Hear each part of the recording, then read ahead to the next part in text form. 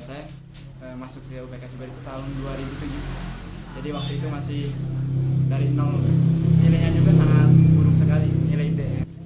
Dan kantornya juga masih kontrak masih kayak guru gitu, bahkan sering kecurian motor. RT itu udah 2 kali kecurian motor, jadi yang dari Lampung ada kecurian motor. Tapi tahun 2010 alhamdulillah dari SPP itu dan semakin meningkat persentasenya, sehingga kita ada SHU dan juga bisa menyisihkan untuk beli kantor. Sehingga dengan kerjasama dengan para pelaku yang ada di tingkat kecamatan dan tingkat desa, UPK Kecamatan Cikuber bisa beli kantor, dan seperti ini kantornya. Ini alhamdulillah 2010 udah kembali. Nah, tahun 2011 kita ikut serta dalam perlombaan UPK tingkat provinsi. Kalau tingkat kabupaten kita alhamdulillah positif, bagus ya. Nah, di tingkat provinsi ikut lomba dan itu dinobatkan jadi UPK terbaik waktu itu. Jadi juara 1 tingkat provinsi tahun 2011. Terus untuk kondisi di lapangan sebenarnya ini masih sangat sulit Pak ya. Sangat sulit sekali. Sangat jangkauan dari kantor UPK ke desa itu sangat sulit. Jadi harus ada yang sampai 3 jam, bahkan pernah kita dijegat sama perampok di jalan Pak. 1 kali saya dicegat.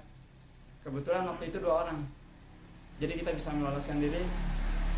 Uang SPP itu sampai 40 juta gitu di tas gitu. Itu benar-benar sangat ngeri gitu. Dan karena aset SPP di jalan yang dilewati itu, yang susah itu lumayan bagus. Dan sekarang dari SPP kalau dulu belum punya tabungan dulu ya, tahun 2008 ke sana, sekarang udah diwajibkan untuk tabungan.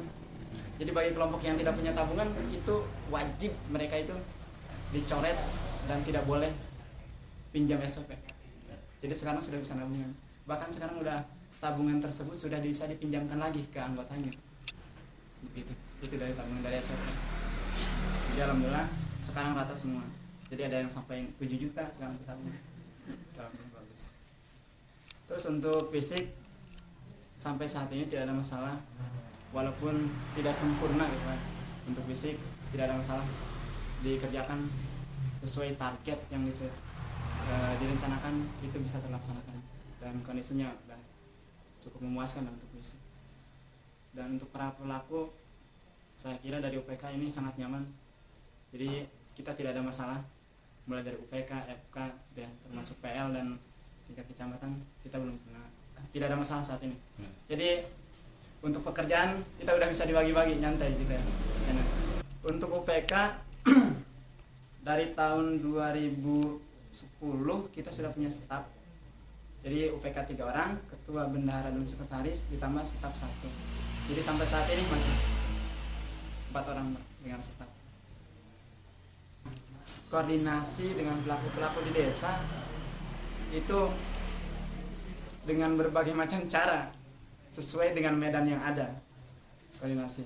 Tapi walaupun medannya yang kurang begitu bagus ya, kita bisa lewat, karena sekarang kan udah ada telepon ya, HP. Kita bisa yang paling cepat itu lewat HP Pak. Kalau dulu pakai surat lambat ya, kadang tidak nyampe. Sekarang kontak lewat HP langsung kita bisa nyampe. Kalau mereka perlu ke sini, mereka yang ke sini gitu ya. Kalau kita yang dibutuhkan ke desa, kita langsung ke desa.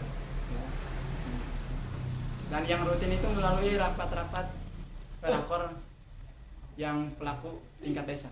Itu yang paling rutin yang per bulan.